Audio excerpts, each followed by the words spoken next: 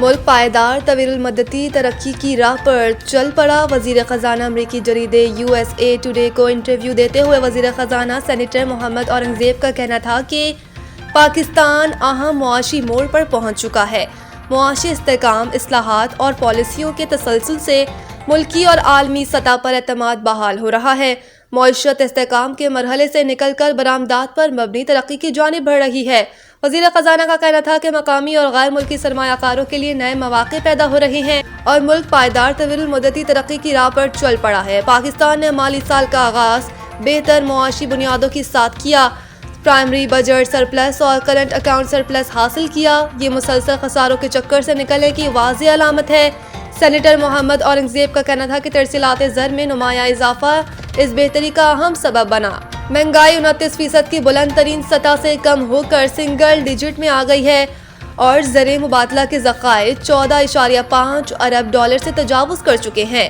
शरह मुबादला में इस्तेहकाम से सरमायाकारों का एतमाद बहाल हुआ। इनका कहना था कि मुआशी इस्तेहकाम एक ज़रूरी बुनियाद है, ताहम पायदार तरक्की असल चैलेंज है। गुज़िश्ता माली साल में 2.7% मुआशी नमू मस्बत ज़रूर है। मुआशी नमू तेज़ी से बढ़ती हुई आबादी की ज़रूरियात पूरी करने के लिए न काफ़ी है। हुकूमत खपत कर्जों पर मबनी तरक्की के मॉडल से हटकर बरामदात पर मबनी हिकमत अमली इख्तियार कर रही है।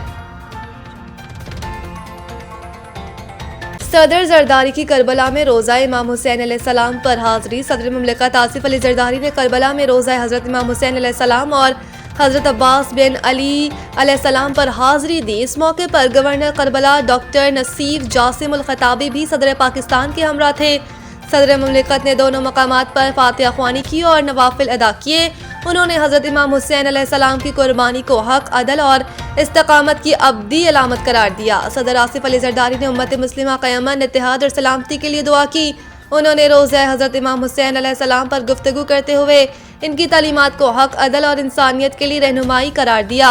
हाज़री के मौके पर सदर मुमलिकत आसिफ अली जरदारी ने दोनों मज़ारात के मुंतज़िमीन और मुबल्लिगीन से मुलाकात भी की।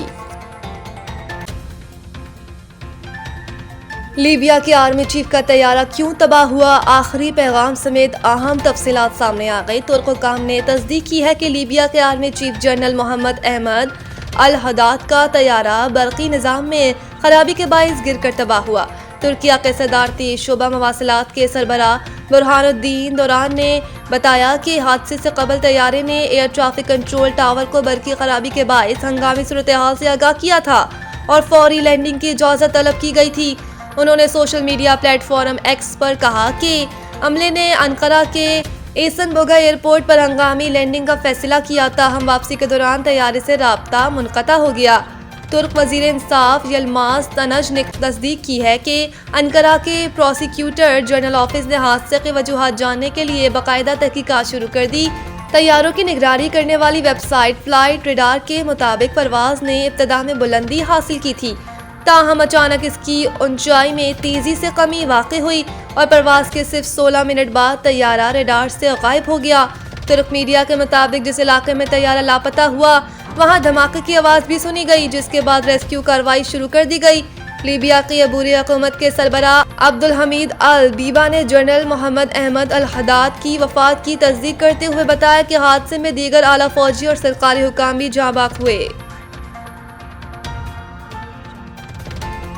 प्रॉपर्टी ऑनरशिप ऑर्डिनेंस से मुतालिक दरख्वास्तें लार्जर बेंच को अरसाल। पंजाब हुकूमत से जवाब तलब। Chief justice Lahore high court ने शहरी मुश्ताक अहमद समेत दीगर की दरख्वास्तों पर समाअत की। पंजाब हुकूमत की जानिब से assistant advocate general Waqas Umar पेश हुए। अदालत ने पंजाब हुकूमत समेत दीगर को नोटिस जारी करते हुए जवाब तलब कर लिया। लाहौर हाई कोर्ट ने कमेटियों की कार्रवाई का रिकॉर्ड भी तलब कर लिया। चीफ जस्टिस ने कहा कि क्या दोनों पार्टियों की रजामंदी से कब्जा दिया जा रहा है? अगर दोनों पार्टियों की रजामंदी होती तो कब्जे की दरख्वास्तें हाई कोर्ट क्यों आती हैं? चीफ जस्टिस ने सरकारी वकील से मुकालमा किया कि क्या रूल बन गए हैं? असिस्टेंट एडवोकेट जनरल ने जवाब दिया कि अभी रूल्स नहीं बने। चीफ जस्टिस ने रिमार्क्स दिए कि जिन रूल्स के तहत कार्रवाई करनी है वो रूल्स अभी बनाए ही नहीं। पैरा फोर्स को इख्तियार है कि हुकूमत के कब्जे पर अमल दरामद के लिए मुआवनत करे। सेक्शन 8 के तहत इन कमेटियों के पास जो इख्तियार ही नहीं कि कब्जा करें, इन सवालात के जवाब लार्जर बेंच को दिए जाएं।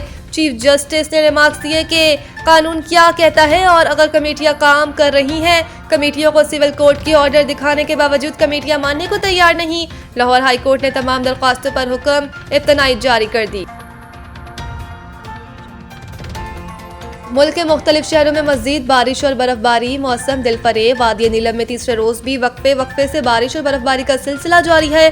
सर्दी की शिद्दत में मजीद इजाफा हो गया। बलाई इलाकों में 2 फीट से ज़ायद तक बर्फबारी रिकॉर्ड की गई। मुजफ्फराबाद में पहाड़ों पर बर्फबारी का सिलसिला थम गया। महकमा मौसमियात के मुताबिक लाह में पारा -8, कोपस -4, कलाम और क्वेटा में -3 रिकॉर्ड किया गया।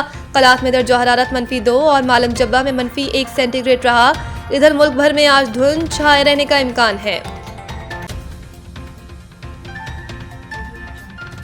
दौरा श्रीलंका के लिए कौमी टीम का ऐलान जल्द मुतवक्की। आम खिलाड़ी की वापसी यकीनी। जनवरी के पहले हफ्ते में शेड्यूल दौरा श्रीलंका के कौमी टीम का ऐलान जल्द मुतवक्की है।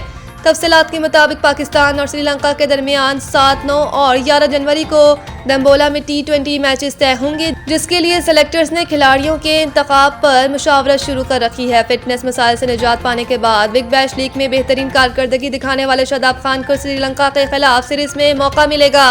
शाहीन शाह अफरीदी, बाबर आजम, हारिस राव, मोहम्मद रिजवान और हसन अली को बिग बैश लीग के मुकम्मल मैचेस के लिए NOC दिया गया है। इनके जगह इस दौरे में अब्दुल समद और मौत सदाकत समेत दूसरे नौजवान परफॉर्मेंस के नामों पर गौर हो रहा है। PCB को 6 जनवरी से पहले T20 वर्ल्ड कप के लिए भी इब्तदाई नामों की फहरिस्त भिजवाई है, जिसमें 1 फरवरी तक तब्दीली की जा सकेगी। वाज़ेह रहे कि भारत और श्रीलंका ने वर्ल्ड कप के लिए अपनी टीमों का ऐलान कर दिया।